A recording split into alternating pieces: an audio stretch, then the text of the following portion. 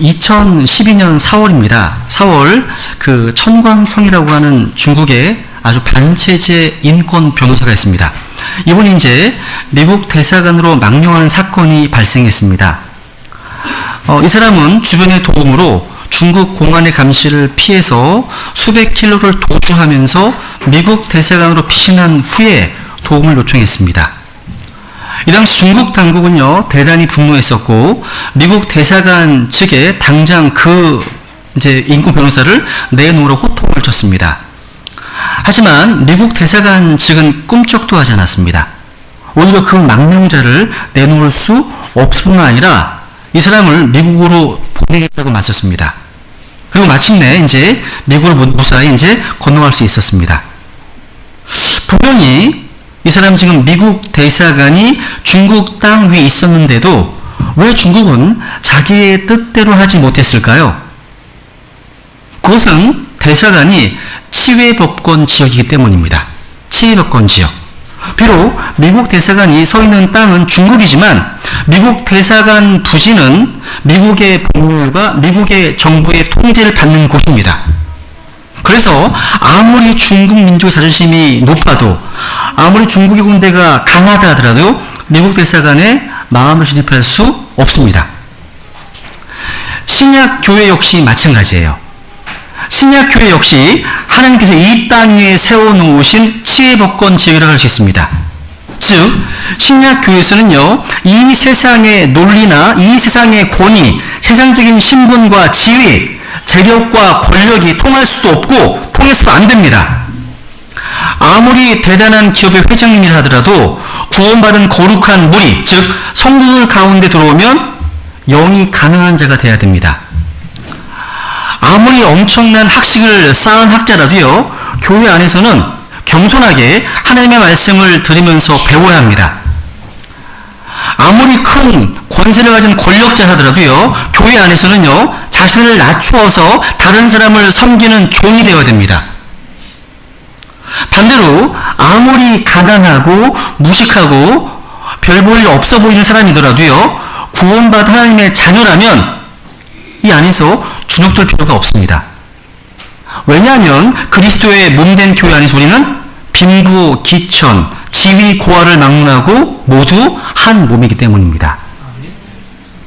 여러분, 이 신약교회 가운데서 영광과 존귀와 높임을 받을 수 있는 그 누구도 아닌 오직 우리 구주 예수 그리스도 한 분밖에 없습니다. 교회는 바로 오직 하나님만을 삶의 주인으로 모시고 하나님의 영광만을 드러내는 구원받은 성도들의 모임입니다. 여러분, 제가 이전에 말씀드렸던 것처럼 신약 교회로서 우리 베드니 승례 교회가 이 땅에서 해야 할 세 가지 중요한 미션이 뭡니까? 구원받지 못한 이루어진 혼들에게 예수 그리스도의 십자가의 복음을 전파하는 것이 첫 번째 미션입니다. 그리고 예수 그리스도를 자신의 구주와 주님으로 영접해서 구원받은 성도들에게는 이 성경을 가르쳐서 건전한 교리를 가르쳐서 그 진리와 영으로 하나님께 경배하고 우리의 기도를 통해서 주님의 뜻을 성취하는 것, 이게 두 번째 사명입니다. 그리고 세 번째, 우리의 선한 행실, 우리의 올바른 행실로 하나님을 영화롭게 하는 것, 이게 바로 세 번째 사명입니다. 이 세 가지 사명이 우리 교회가 이 땅에 존재하는 목적입니다. 그런데 이 세 가지 교회의 중요한 사명은 교회가 연합하지 못하면, 즉 교회가 하나됨을 지키지 못하면 이룰 수 없는 겁니다. 특히 교회의 사명 가운데 하나는 복음 전파, 선교. 이 선교를 가려막는 첫 번째 큰 장면이 뭐냐? 믿지 않는 사람들의 죄가 아닙니다. 그들의 불신앙이 아니에요. 구원받은 성도들이 하나 되지 못하고 분열되는 모습, 이게 문제입니다. 우리가 주위 사람들에게요, 전도하면 자주 듣게 되는 그런 말 중 하나가 너나 잘하세요란 말이에요. 기독교, 당신들끼리나 잘하시라는 말. 왜? 오늘날 기독교가 너무나 간증을 잃었기 때문입니다. 간증을 잃었어요. 여러분, 지역교회가요, 어떤 건전한 교리 때문에, 아니면 복음 때문에 성경적으로 분리하는 것은 우리가 순종해야 될 부분이죠. 그죠? 그런데 자기의 욕심과 이기심과 탐욕 때문에 오늘 본문에서 말씀하고 있는 그런 다툼이나 헛된 영광 때문에 하나 되지 못하고 찢기고 분열되는 문제는 오늘날 우리의 문제이기 이전에 주님께서 스스로 느끼셨던 부담이셨던 것 같습니다. 왜냐하면 주님께서 갈보리로 가시기 전에 기도하시는데 그 기도하는 내용 가운데 하나가 들어가신 말씀이 6번 나와요. 한번 요한복음 17장 볼까요? 17장 21절 22절 우리 같이 읽겠습니다. 시작. 이것은 그들이 다 하나가 되게 하려 함이니이다. 아버지여, 아버지께서 내 안에 내가 아버지 안에 있는 것 같이 그들도 우리 안에서 하나가 되게 하사 아버지께서 나를 보내신 것을 세상이 믿게 하옵소서. 아버지께서 내게 주신 영광을 내가 그들에게 주었사오니 이것은 우리가 하나인 것 같이 그들도 하나가 되게 하려 함이니이다. 여기 요한복음 17장에서는 무려 6번에 걸쳐서 하나됨을 강조하셨습니다. 이 기도는요, 교리적으로 오순절 성령 강림으로 예수 그리스도를 믿고 구원받은 모든 성도들을 그리스도의 몸된 교회 안으로 하나 되게 하시는 성령 침례의 역사로 이미 응답된 영적 실체고 사실입니다. 이미 하나 됐어요. 아까 우리가 고백했죠? 우리 하나님의 가족입니다. 하나 되었습니다. 그래서 아까 에베소서 4장 다시 읽어볼까요? 한번 보시면 시작. 화평에 매는 띠로 성령이 하나 되게 하신 것을 힘써 지키라 하시면서 이제 4절부터 이렇게 시작. 너희를 부르심의 한 소망 안에서 너희가 부르심을 받은 것 같이 한 몸과 한 성령이 있고 한 주와 한 믿음과 한 침례가 있으며 한 하나님이 계시니 곧 모든 것의 아버지시라. 그분께서는 모든 것 위에 계시고 모든 것에 두루 계시며 너희 모두 안에 계시니라. 여기 4절부터 6절까지 하나님의 근거, 이런 모습이 여러 가지 모습으로 나오는데 같은 아버지 하나님의 자녀가 되었고 같은 예수 그리스도를 구주와 주님으로 고백하고 또 같은 성령님을 체험해서 우리가 같은 소망을 갖게 되었다면 우리 이 말은 충분히 한 가족 아닌가요? 한 가족입니다.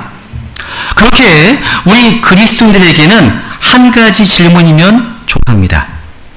예수 그리스도의 십자가의 보혈로 죄사함 받아서 구원받았다는 그 사실, 예수 그리스도를 자신의 유일하신 구원자와 주님으로 영접했다면 그 사실만으로 우리는 그리스도 안에서 서로 형제이고 자매의 한 몸으로서의 하나님 나라에 속한 사람들입니다. 그렇게 성령님께서 하나 되게 하신 것 하셨습니다. 그것을 어떻게 하라고 이제 힘써 지키라고 명령하고 있는 겁니다. 우리를 영적으로 한 가족 되게 하셨다고 말씀하고 있는 겁니다. 그럼 여러분, 우리의 실제 모습은 어때요? 실제 모습 한번 생각해 보세요. 빌립보서 1장에서 바울이 얘기하잖아요. 한 영과 한 마음이라고 얘기합니다. 또 오늘 본문 2장에 보시면 같은 생각, 같은 사랑, 한 생각 이렇게 이어가고 있습니다. 왜 그렇습니까? 빌립보 교회 안에서 하나 되지 못하고 있기 때문에 바울서가 권면하고 있는 겁니다. 우리는 어떻습니까? 우리의 교제와 섬김에 있어서 하나됨을 경험하고 계십니까? 아니면 그 하나 되게 하심을 몸소 실천하고 계십니까? 그 하나됨을 어떻게 실질적으로 이루어갈 수 있을까요? 오늘 이제 본문에 보니까요, 이런 하나됨, 연합의 걸림돌이 나오고 또 이 연합을 이룰 수 있는 촉진제가 나오더라고요. 우선 1절부터 보겠습니다. 1절. 빌립보서 2장 1절. 가지겠습니다. 시작. 그러므로 그리스도 안에서 무슨 암이나 사랑의 무슨 위로나 성령의 무슨 교제나 무슨 인정이나 긍휼이 있거든. 이 말씀을 계속 보니까 흥미로웠어요. 뭐가 뭐라냐면 if가 4번 나와. 그러니까 조건이 4번 나와요. 보세요. if요. 그죠? 4번 나옵니다. 이것은요, 이러한 것이 없을 수도 있지만 만일 있다면 이렇게 하라, 이런 조건을 말하는 것이라기보다는 그리고 보니까 교회 안에 존재하고 있는 여러 가지 요소를 이미 말하고 있는 겁니다. 이런 것도 있다는 거예요. 그냥 있다는 겁니다. 여기 이제 두 가지가 느꼈는데 보시면 그리스도 안에서 무슨 안이나, 이 안이라는 영어로 consolation입니다. 이 단어는요 단순히 위로하는 것 그 이상입니다. 격려하고 지지하는 뜻이 있어요. 이 당시 건축 용어로는 지시대를 말할 때 사용하는 단어랍니다. 따라서 성도들 사이에 서로 지지하고 격려하는 것이 있어야 한다는 의미입니다. 그리고 무슨 보다 뭐예요? 사랑의 무슨 위로나. 우리가 서로 연합하려면 사랑의 위로가 필요합니다. 모든 성도들이 다 필요해요. 목회자에게도 필요합니다. 위로가 필요 없는 사람은 없어요. 왜냐하면 모두가 때로는 실망하고 위축되고 낙심하기 때문입니다. 그래서 사랑의 위로가 정말 필요합니다. 그래서 여러분 우리가요 다른 지체들을요 사랑으로 위로할 수 있다면 좋은 인사예요. 이게요 좋은 인사입니다. 몇 마디 말밖에 안 했는데 시리에 빠진 형제들을 위로할 줄 아는 그런 인사가 있다면 너무 아름다운 겁니다. 아름다운 거예요. 이런 것도 있으면 안위, 위로, 성령의 무슨 교제, 인정, 긍휼이 있거든 말씀하고 있습니다. 여기서 또 주목해야 될 표현이요 뭐냐면 여기 보시면 그리스도 안에서입니다. 예를 다시 보시면 그러므로 그리스도 안에서 무슨 안이나 사랑의 무슨 위로나 성령의 무슨 교제나 무슨 인정이나 긍휼이 있거든. 여기 보시면 안위, 위로, 교제, 인정, 긍휼이 어디 있다고요? 그리스도 안에 있네요. 그죠? 그리스도 안에 있습니다. 내 안에 있는 게 아니네요. 우리 안에 있는 게 아닙니다. 그리스도 안에 있습니다. 여러분 신약 성경에 보시면 그리스도 안에 뭐가 있는지 한번 검색해 보세요. 요한복음 1장 4절에 보시면 그분 안에 생명이 있습니다. 그렇기 때문에 예수 그리스도를 자신의 구주로 영접하면 마음 모셔드리면 우리에게 영원한 생명이 있는 겁니다. 또 고린도서 1장 19절에 보시면 그분 안에는요 모든 충만이 거합니다. 그렇게 우리가요 그리스도 안에서 은혜의 충만, 말씀 충만, 성령 충만한 삶을 살 수 있는 겁니다. 또 골로새 1장 3절에 보시면 같이 읽을까요? 시작. 그분 안에는 지혜와 지식의 모든 보화가 감추어져 있다 말씀하고 있습니다. 그래서 우리는 그리스도 안에서 헤아릴 수 없는 그리스도의 풍요로우심, 부유하심을 경험할 수 있는 겁니다. 이 모든 것이 어디 있다고요?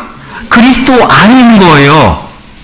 그래서 오늘날 다른 종교에서 이야기하는 것처럼 아니면 뉴에이지를 추종한 사람들처럼 내 안에 어떤 빛, 내 안에 있는 그 어떤 것이 나를 변화시키는 게 아닙니다. 그리스도 안에 있는 것이 나를 바꾸는 거예요. 그런 것들이 있을 때 우리는요 내 안에 없는 것을 보고 낙심하지 마세요. 그리스도 안에 있는 풍성한 것을 보고 믿음으로 느끼며 사시라는 거예요. 이렇게 그리스도 안에 이런 안위도 있고 위로도 있고 교제도 있고 인정이나 긍휼이 있습니다. 이것은 그리스도의 몸된 교회 안에 다 있는 겁니다. 이런 게 있을 때 바울은 어떻게 하라고 말합니까? 이제 2절 보세요. 2절 같이 읽겠습니다. 시작. 너희는 같은 생각을 품고 같은 사랑을 가지며 한 마음과 한 생각이 되어 내 기쁨을 성취하라. 빌보에서 계속 반복되어 나오는 단어가 눈에 띄는데 뭐냐면 마인드라는 단어, 마인드. 이러면 같은 생각을 품다, like-minded. 또 그러면 한 생각, one mind. 계속 나옵니다. 마인드. 이 단어를요 영어 성경에 찾아보시면 여러 의미가 있어요. 근데 성경에서는 이 마인드가 정신, 사고방식, 어떤 생각, 사고체계 이런 걸 일컫는 말로 이해하시면 돼요. 우리에게 이 마인드가 참 중요합니다. 이 개념을 잘 이해해야 한다는 거죠. 사람마다요 다양한 사고의 틀이 있어요. 다양한 사고방식을 가지고 있는데 그런 것을 마인드라고 하는 거예요. 그러니까 생각하는 방식, 그 틀, 이게 마인드예요. 여러분 삶에 있어 어떤 것을 아니면 누군가를 첫 번째로 놓고 생각하십니까? 그게 마인드예요. 만약에 우리가 성경이 뭐라고 말씀하고 있는가, 이 하느님 말씀을 첫 번째로 두고 살고 있다면 그 사람은 비블리컬 마인드가 있구나, 성경적 마인드가 있고 이렇게 얘기할 수 있습니다.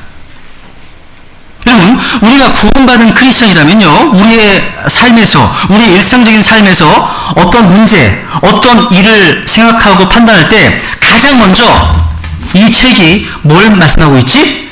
여기에 관심을 갖고 여기에 맞춰 생각하는 것, 이게 성경적인 생각의 사고방식인 겁니다.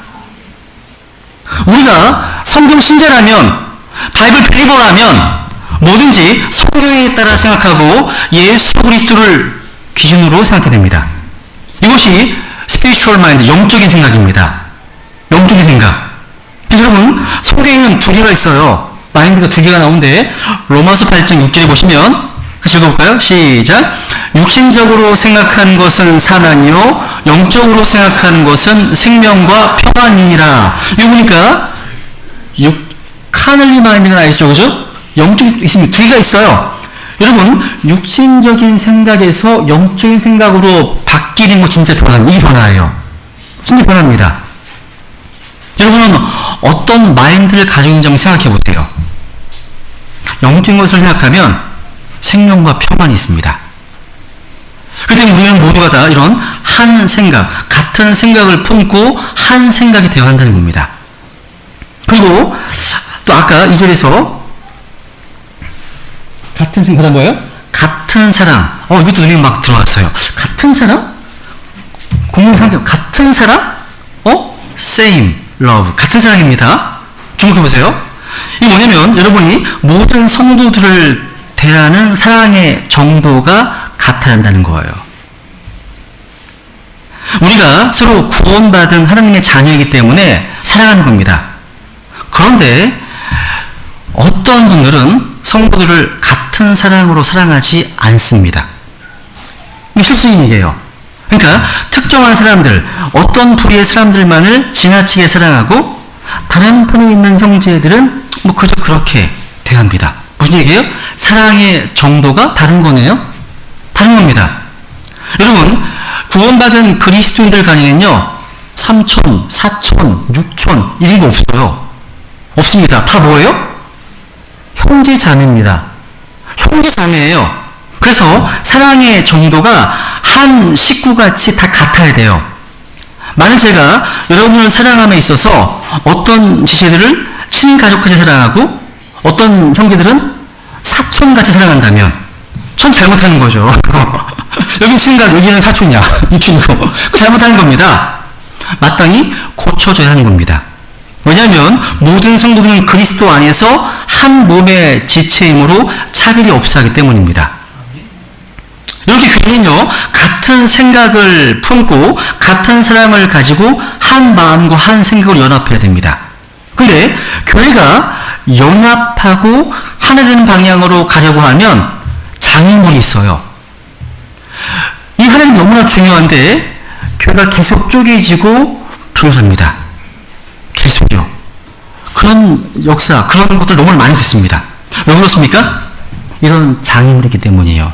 3절. 보세요. 어떤 일도 다툼이나 헛된 영광으로 하지 말라. 어떤 일도 다툼이나 헛된 영광. 이게 걸림돌이구나. 이 장애물이구나. 다툼, 헛된 영광. 여기에 들어있는 것이 바로 뭐가 들어있냐? 안에 두 가지. 자기가 들어있어요. 이 스트라이프, 다툼이라는 단어를요, 누군가는 이렇게 설명합니다. 자기 중심성이 만들어내는 파벌주의 혹은 분리주의라고 이야기합니다. 자기 중심성.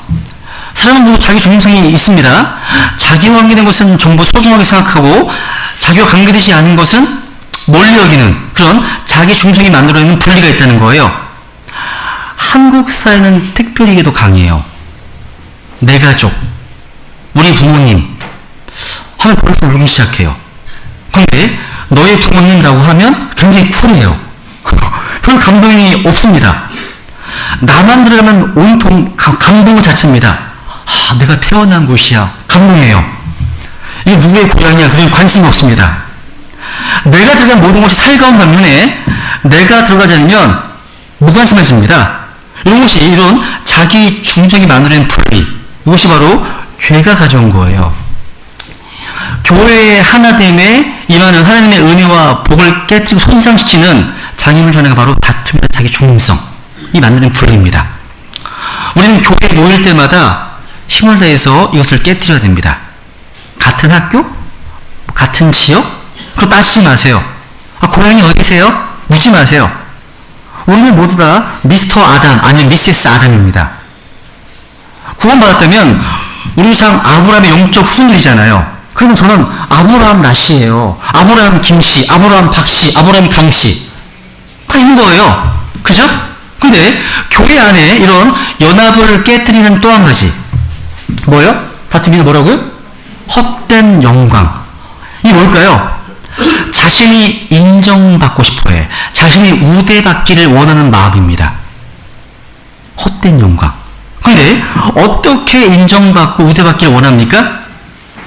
자기의 능력에 대한 과대평가에 근거한 인정과 우대를 받기 원하는 거예요. 그게 헛된 영광입니다. 근거가 없어요. 제가 보면요, 보통 자민들은 일반적으로 자신을 실제 모습보다 조금 낮게 평가하는 경향이 있어요. 그런데 죄송합니다. 형님들은 보편적으로 자신을 진짜 자신의 모습보다 조금 더 높게 생각하시는 것 같아요. 남들은 한 70점 주는데 본인은 100점 이런 생각하고 사는 분들이 있습니다. 이 헛된 영광인 거예요. 그러니까 자기의 실제 모습이 아니라 과대평가된 모습에 근거해서 다른 누군가로부터 인정과 우대를 기대하는 마음, 이게 바로 헛된 영광입니다. 헛된 영광. 이것이 얼마나 교회를 상하게 하는지 몰라요. 우리가 다른 사람들을 그렇게 여겨줘야 하는데 스스로 이렇게 평가하는 거예요. 남들이 인정해주기 원하는 겁니다. 이런 분들이 교회에 많아지면 교회에 불안이 생기고 아픔이 생기게 됩니다. 여러분, 교회 안에는요, 너무나 다양한 차이를 가진 사람들이 모이는 곳입니다. 우리는요, 모든 생각의 사소한 부분까지 다 같아질 수 없는 존재입니다. 성경은 절대로 그걸 원하지 않습니다. 연합과 하나됨이라고 해서 정당한 차이와 다름조차 인정하지 않는 연합을 말하는 게 아닙니다. 만약 그런 거라면 그 영어로 획일성입니다. 유니포머티. 획일성입니다. 여러분, 성경이 원하는 하나됨은요, 이런 획일적인 게 아니에요. 우리는 정당한 차이와 다양함을 가지고 있습니다. 그렇게 정당하고 다양한 것을 갖고 있음에도 불구하고 그리스도의 복음 때문에 그리스도를 위해서라면 언제든지 자기의 생각과 판단을 내려놓고 연합된 것을 지키는 것, 이 그리스도입니다. 그러면 헛된 영광이 들어오면 어떻게 됩니까? 관계를 만들어 갈 때요, 어떤 차이가 생기잖아요. 그죠? 견해 차이, 의견 차이 많잖아요? 이런 많은 차이를 다 자기의 방식으로 교통 정리하고 싶어 해요. 실제 그래요. 그래서 상대방이 자기의 견해를 다 포기할 때까지 절대로 상대방을 인정하지 않으려는 경향을 보입니다. 그래서 교회가 깨지고 연합이 깨지게 됩니다.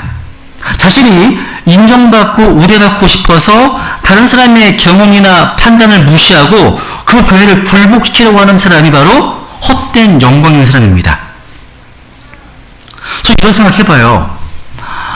언제쯤 우리 사회에 여당 대변인이 나와서, 방송에 나와서, 국민 여러분, 이번에 야당이 내어놓은 제안이 너무나 좋은 제안이어서 우리가 받아들이기로 결정했습니다. 그것을 발의한 야당 의원을 장관으로 초청해서 같이 일하기로 했습니다. 라고 말하는 것을 볼 수 있을지 모르겠습니다. 반대입니다. 또 야당 대변인이 나와서, 국민 여러분, 이번에 여당이 낸 법안과 정책이 너무나 훌륭해서 우리 당이 야당임에도 전폭적으로 지지하기로 결정했습니다. 국민 여러분도 함께 마음 모아주시기 바랍니다. 이게 발표하는 날을 한 번도 볼 수 있을까요? 아직 못 봤어요. 저는요, 재미만 시험까지 안 될 것 같아요, 이게요. 그죠? 그래서 모두가 다 자기가 옳다고 생각하는 겁니다. 내가 인정받고 대우받기를 구하면서 상대방을 인정하지 않습니다. 이게 세상이 보편적으로 돌아가는 모습입니다.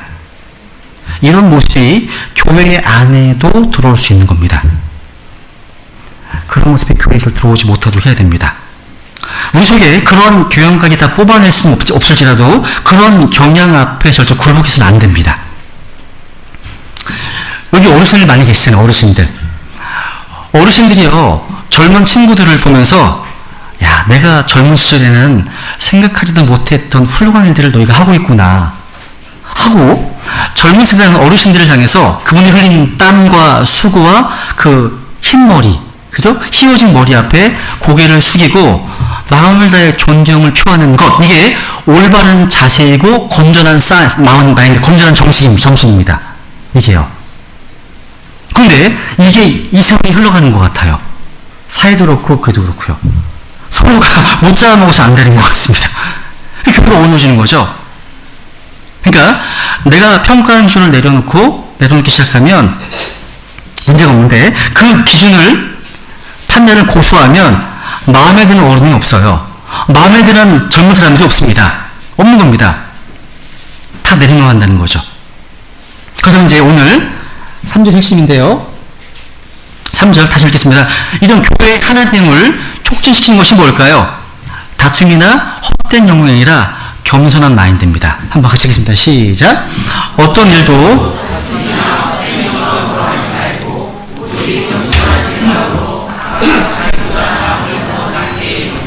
아멘. 오직 겸손한 생각으로 각각 자기보다 남을 더 낫게 여긴다. 겸손은 그리스도인의 가장 중요한 덕목 중 하나입니다. 앤드류 모레 이렇게 얘기했잖아요. 그리스도인의 가장 중요한 첫 번째 덕목은 겸손입니다. 두 번째 덕목도 겸손입니다. 세 번째 덕목도 겸손입니다. 이렇게 얘기했습니다. 그러니까 그만큼 성도에 있어 가장 중요한 핵심적인 덕목이 겸손인 겁니다.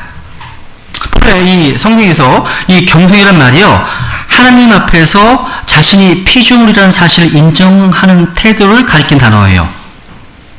우리가 언제 겸손하지 못합니까? 그 우리가 피조물임을 망각할 때예요. 마귀가 에덴 동산에 찾아와서 속삭였던 최초 메시지 뭐예요? 너희가 신들과 같이 되어. 너희가 신들과 같이 되어. 이런 메시지였습니다. 인간이 신들과 같이 될 수 있다는 것이 모든 교만한 자들의 왕인 마귀의 속임수입니다. 마귀의 못다 이룬 꿈은 하느님같이 되는 것입니다. 마귀의 소망은 하느님이 되는 겁니다. 이 마귀의 음성을 듣고 어느 날 호른 우리는 내가 신들과 같이 되고 싶다는 망상을 하기 시작합니다. 우리가 어떻게 그런 생각을 감히 품겠습니까? 라고 답할지 모르겠습니다. 근데 행동을 보면 내 의견과 내 생각이 절대적으로 옳다고 고집하는 데가 있습니다. 그게 뭐예요? 하나님이 아닌 이상 언제나 내 의견이 절대적으로 옳을 수는 없습니다. 하나님만 절대로 옳습니다. 하나님 말씀만이요. 그죠? 이러한 불필요한 고집 속에서 자기를 드러내고 있는 그 순간, 우리가 바로 스스로 하는 자리에 앉아있는 모습을 발견이 되는 겁니다. 내 마음의 왕자에 하나님이 아닌 내가 앉아있게 되면 모든 문제가 다 시작되는 거예요. 그게 교만한 모습이잖아요. 우리가 겸손에 대해서 오해해서는 안 됩니다. 겸손은 절대 자신을 천대하거나 깎아내리는 게 아니에요. 이게 우리가 되게 유교적인 어떤 그런 사관이 익숙해 있어요. 그러니까 유교에서 윤리는요, 자신과 자신의 사람을 깎아내리는 것이 겸손인 것처럼 생각합니다. 그래서 늘 자신과 자신의 가족을 깎아내려서 비하시켜야 겸손한 사람이구나 라고 생각합니다. 많은 사람이 그런 식으로 겸손한 척을 합니다. 척을 합니다. 예를 들어볼게요. 저는 참 부족합니다 라고 했는데, 만약에 상대방이 네, 저도 그렇게 생각합니다 라고 말하면 서로 원수되는 거죠. 무슨 얘기인지 아시겠어요? 원수되는 거예요. 그러니까 저는 부족합니다 라면 무슨 말을 기대하는 걸까요? 아니에요, 당신 훌륭한 분이세요, 이렇게 하는 거 아니에요? 그죠? 근데 그것을 겸손이라고 생각하는 겁니다. 나는 자신은 훌륭한 사람인데 절대로 훌륭한 티를 안 내고 다니면 옆에 사람들이 보고 정말 겸손하시구나 하면서 자신이 더 높아지는 것을 겸손이라고 생각합니다. 그런데 그것은 위선입니다. 외식입니다. 겸손은요, 자신의 한계와 결정을 아는 겁니다. 하나님 앞에서 또 사람들 앞에서 자신의 한계와 허물을 인정하는 것이 겸손이에요. 세상은 요즘 겸손을 싫어합니다. 왜냐하면 겸손하면 자꾸 짓밟히고 이용당하고 무시할 것을 생각하기 때문입니다. 오히려 힘을 가져서 이 힘으로 남들을 꼼짝 못하게 만들어서 내가 그 힘을 선하게 잘 쓰려고 합니다. 그러니까 겸손하면 사람들이 무시한다는 것이 보편적인 관점입니다. 그런데 성도들은 하나님 앞에 서서 자신의 죄와 한계를 본 사람들이에요. 아무 공로 없이 아무 일한 것도 없이 우리 구주 예수 그리스도의 십자가의 대속의 은혜 때문에 구원을 비롯해서 모든 것을 그냥 공짜로 선물로 받았습니다. 세상 사람들은 뭐든지 쟁취해야 된다고 생각합니다. 쟁취해야 한다. 빼앗고 갖고 내가 한 걸음으로 더 먼저 가야 한다고 그렇게 생각합니다. 오늘 우리가 주님을 만나고 나니까 눈이 열렸어요. 어떤 눈이 열렸습니까? 모든 것이 하나님으로부터 왔구나. 여러분, 모든 것을 하나님께로부터 받았음을 아는 성도들은요, 이 땅을 어떻게 살겠습니까? 자신의 부족함을 메꾸려고 하지 않습니다. 자신의 결핍을 드러내지 않아야 세상에 꼼짝 못한다고 생각하지 않습니다. 이렇게 부족하고 허물투성이인 내게 주님께서 얼마나 많은 것을 주셨는지 알기 때문에 나의 연약한 것들, 나의 실패, 나의 고난, 나의 상처들도 자랑할 수 있습니다. 이 두렵지 않습니다. 왜 그렇습니까? 그것이 주님의 부유하심과 주님의 강함이 드러나는 현장이기 때문입니다. 이 그리스도인이에요. 이것은 세상과 다르게 사는 거예요. 유교가 말하는 형식적인 겸손이 아니에요. 자신의 한계와 결정을 겸손하게 인정하고 하나님께서 주셔야만 받는 것을 인정하고 다른 지체들이 필요한 사실을 인정하는 겁니다. 여러분, 내 한계와 약점은 감추고 싶은 게 우리의 본성이에요. 좋은 것만 나누고 싶어 하잖아요. 근데 옆에 있는 사람들의 도움과 어떤 귀한 지체들 없이는 내가 아무것도 할 수 없는 그런 한계를 인정하는 거예요. 특히 여러분, 다른 지체들의 연약함이나 부족함을 보고 들었을 때 나도 그렇지 하면서 덮어주고 가려주면서 나의 부족함, 연약함을 인정하고 살아가는 것, 이 겸손입니다. 나도 그렇구나. 나도 그런 존재지.